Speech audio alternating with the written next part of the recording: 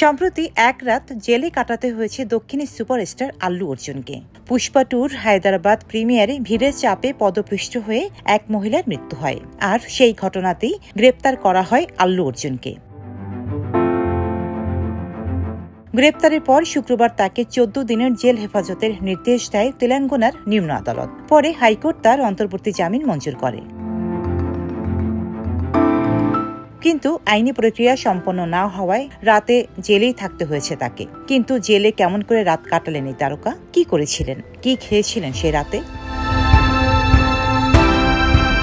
ABC আনন্দের প্রতিবেদনে বলা হয়েছে যে রাতে আল্লু অর্জুন জেলে ছিলেন সেই রাতে তিনি নাকি কোনো বিশেষ ব্যবস্থা দাবি করেননি। সাধারণ ভাত আর সবজির ঝোল খেয়েই রাত কাটিয়েছেন এই অভিনেতা। এমনকি থাকার জন্য বিশেষ কোনো রুমেরও ব্যবস্থা করে দিতে বলেননি।